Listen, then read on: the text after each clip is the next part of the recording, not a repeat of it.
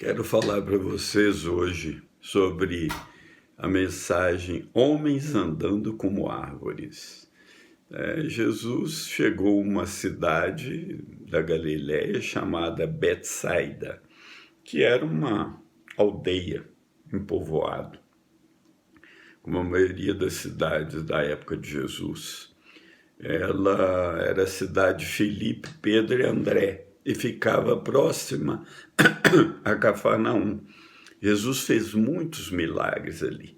E ele falou uma coisa forte sobre essa cidade.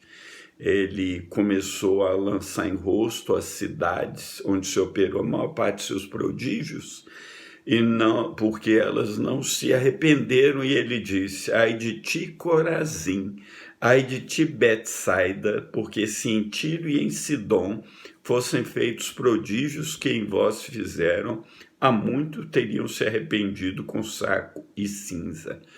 Então ele chegou a essa cidade e trouxeram-lhe um cego e rogaram-lhe que o tocasse. Tomando o cego pela mão, levou-o para fora da aldeia, cuspindo-lhe nos olhos e impondo-lhe as mãos, perguntou-lhe se via alguma coisa. E levantando ele os olhos, disse: vejo os homens, pois os vejo como árvores que andam.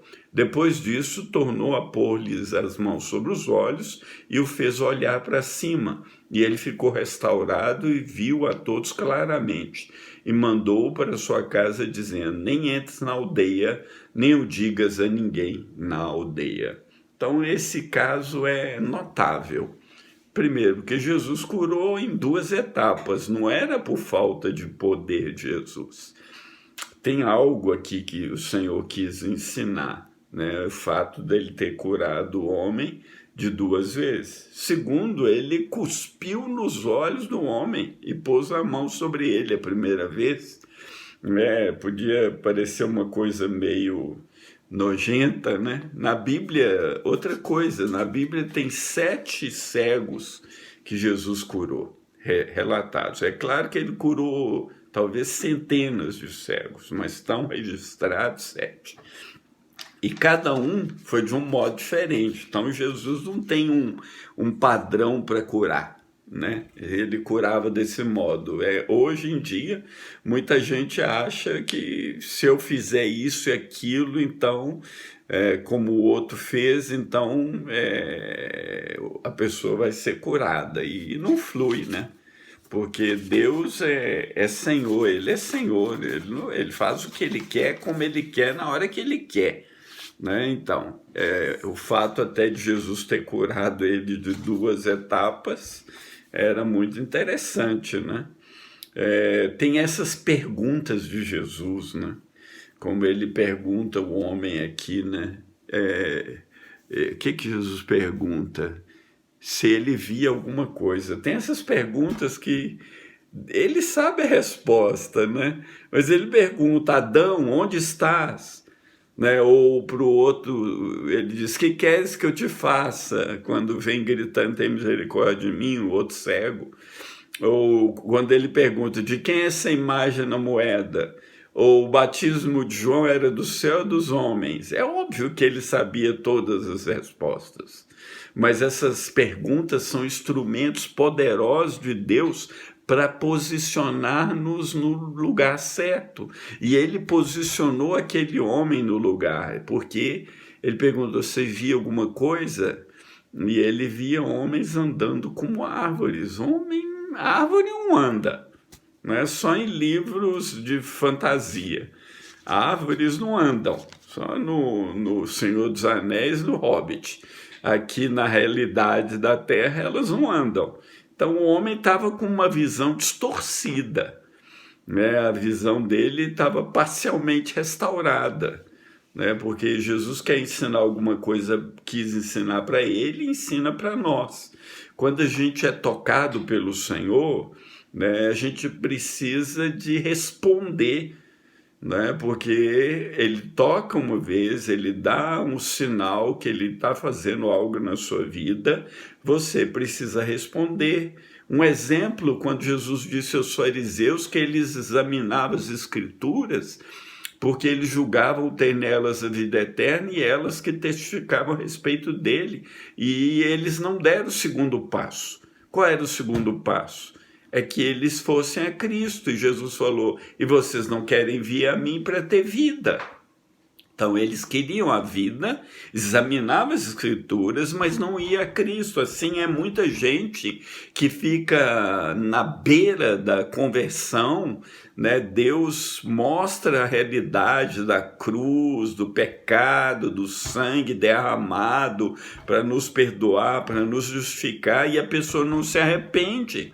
Porque arrependimento é fundamental para a conversão. Se você vai converter, você precisa se arrepender. A primeira mensagem que Jesus pregou é: arrependei-vos e crede no Evangelho. Então o homem estava com a visão distorcida e Jesus impõe a mão sobre ele e faz uma coisa incrível. Jesus manda ele olhar para o alto, né? Jesus o fez olhar para cima. É como se Jesus tivesse imposto a mão sobre ele e colocou a visão dele para o alto. Então, quando ele abre os olhos, agora ele vê claramente, a primeira coisa que ele vê é o céu. Ele não vê mais aqui no nível da terra e homens andando como árvores. Agora ele vê o céu. E quando ele abaixa os olhos, ele vê o Senhor. Ele vê o Salvador. Agora a visão dele foi restaurada. Agora o céu invadiu a terra. Agora o céu entrou na vida daquele homem, ele foi totalmente curado e ele passou a ver as coisas de uma perspectiva divina. Agora ele não vê mais homens andando como árvores, agora ele vê o Senhor diante dele. Agora ele pode louvar e adorar o Senhor em espírito e em verdade. E depois disso, o que acontece? Né? Jesus o manda para casa e fala com ele: não entre na aldeia, nem diga a ninguém na aldeia. O cego primeiro, provavelmente ele não morava na aldeia, mas ali nas cercanias, ele não morava em Betsaida, porque ele mandou para casa e disse para não entrar, né? E Jesus manda para casa e diz para não entrar na aldeia. Não é curioso? Por que não entrar na aldeia? Primeiro, aquele homem não era um cego de nascença, porque no primeiro momento que Jesus toca, ele vê homens como árvores. Então, ele já tinha visto homens e já tinha visto árvores, né? Mas Jesus não queria que ele entrasse, provavelmente, na cegueira de Betsaida. Lembra que eu falei antes que Betsaida viu tantos milagres e não se arrependeu? Pode ser que Jesus estivesse também querendo terminar o seu ministério em relação àquela cidade, porque ela recebera muito e não fora transformada. Né? Precisamos ter o cuidado de, ao recebermos algo do Senhor, não endurecer nosso coração ou ficar com os velhos hábitos da aldeia global em que vivemos. Jesus quer me tirar e quer tirar você da aldeia global. Porque ele orou, né, que nós não somos do mundo. Dei-lhes a tua palavra e o mundo os odiou, Pai. Porque não são do mundo, assim como eu não sou do mundo. Não peço que os tires do mundo, mas que os livres do mal. Não são do mundo, como eu do mundo não sou. Paulo diz que a gente não deveria tomar a forma do mundo, nos conformar com o mundo. João diz, não ameis o mundo, eu o que há no mundo. Aqui o mundo não é a terra. Aqui o mundo é o mundo em rebelião contra Deus. Aqui são as pessoas em rebeldia contra Deus. As pessoas que não estão em Cristo estão no mundo. Porque ou você está em Cristo ou você está no mundo. Não tem meio termo.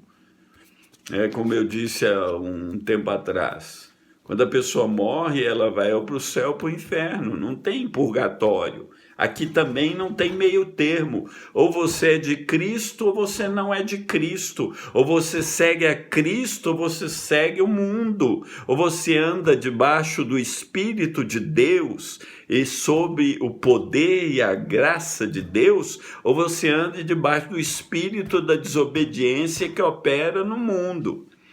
Não tem meio termo. Então eu oro para que Deus abra os seus olhos e para que você veja a salvação de Deus. Veja que Jesus, quando morreu naquela cruz, ele disse, né, antes de morrer, ele diz: vinde a mim todos que estão cansados e sobrecarregados, eu vos aliviarei. E quando ele morreu, ele disse: está consumado. Jesus, naquela cruz, ele aniquilou todo o poder das trevas. Você não precisa andar debaixo do espírito desse mundo. Você não precisa ver homens como árvores. Você tem que levantar seus olhos para os céus e olhar para o seu Salvador, para que você seja salvo e ele se torne o Senhor da sua vida. Que o Senhor te abençoe. Que o Senhor te coroe de graça e de misericórdia. E que o Senhor tenha misericórdia do nosso país, nesses momentos terríveis de Covid. Que Ele retenha o poder da morte e traga vida sobre nós. Que o Senhor abençoe os nossos governantes. Que o Senhor dê a eles o temor, a sabedoria e os ensine o bom caminho do Senhor. Fica na paz, em nome de Jesus. Amém.